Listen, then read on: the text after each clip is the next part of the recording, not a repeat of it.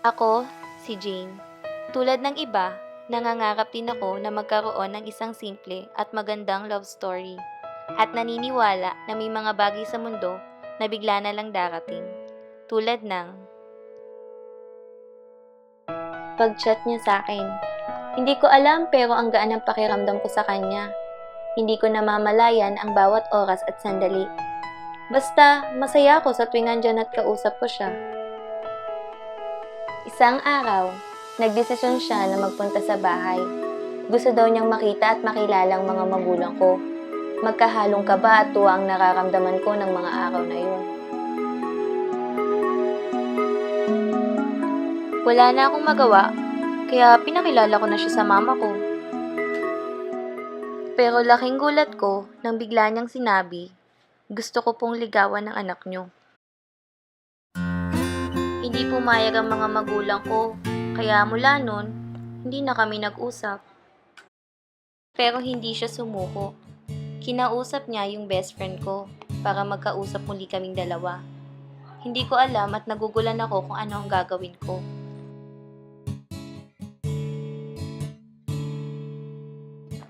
Pero isa lang ang alam ko, mahal ko siya.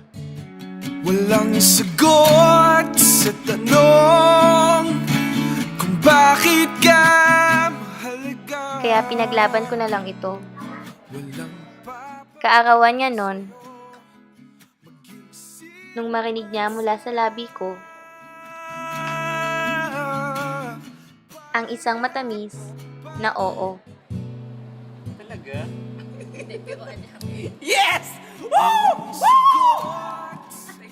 Simula nun, nagsimula na yung masasayang moment naming dalawa. Madalas na magkasama, naglalakad na tila kaming dalawa lang ang tao sa mundo. tayo sa'yo, maging sino man sila.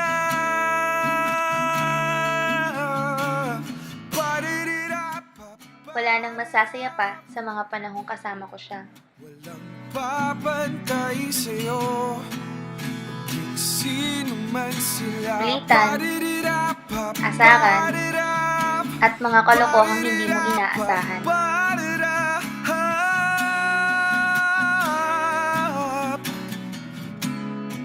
Maging sino man sila.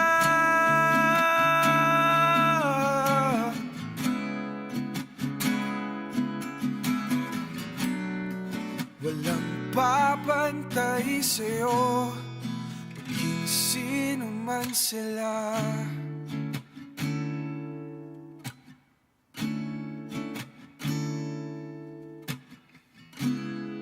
Walang papantay sa'yo, maging sino man sila.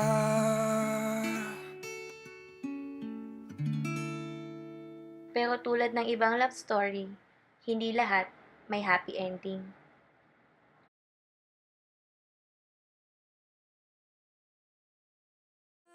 Unti-unti siyang nanlamig. Hindi ko alam kung siya ba o akong may problema sa aming dalawa. Pero parang wala na. Wala na. Dahan mo bitaw at puso kong di makalaban, dahil minsan mong Pakiramdam ko nagbabago na siya. Unti-unti na siyang nagsasawa. Wala na siyang oras para sa akin. Tinanong ko siya kung mahal niya pa ba ako. Ang sabi niya, oo.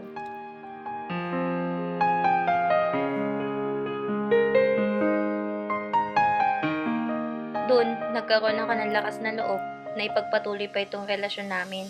Kahit na parang niloloko at binabaliwala niya lang ako.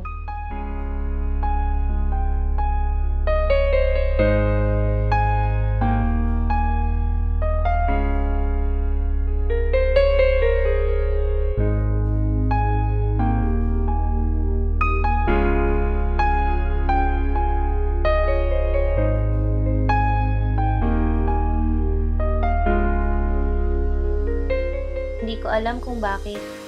Pilit kong pinipikit ang aking mga mata sa mga bagay na ayaw kong makita. Kami pero sila. Oo, kami pero iba ang kasama niya. Nagwawalang kibo sa mga panloloko niya kasi sobrang mahal ko siya.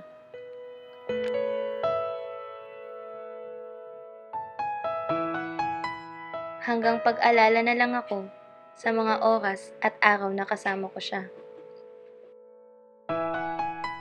Mga araw na masaya kami.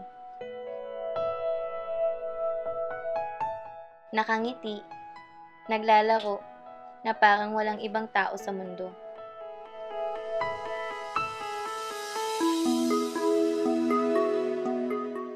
Kahit na minsan, nagmumukha na akong tanga.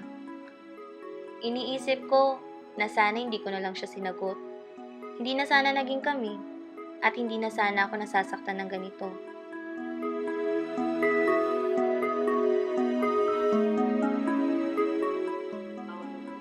Pilit kong binaling sa iba ang nararamdaman ko sa kanya. Pero parang siyang laging nakikita ko.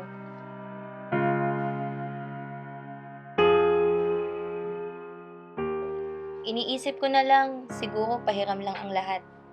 Pahiram lang ang mga oras at sandali na nilaan niya sa akin.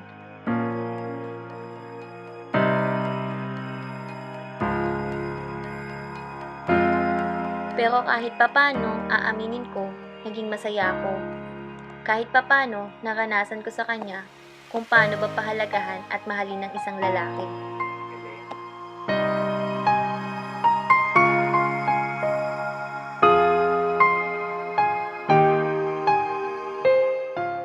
Hindi na ako umaasa na balang araw ay bumalik kami sa dati.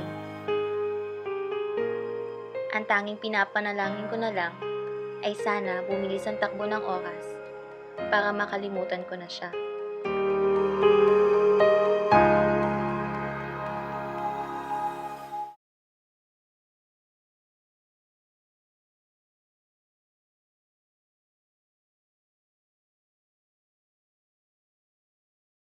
Talaga? Yes! Woo! Woo! Thank you.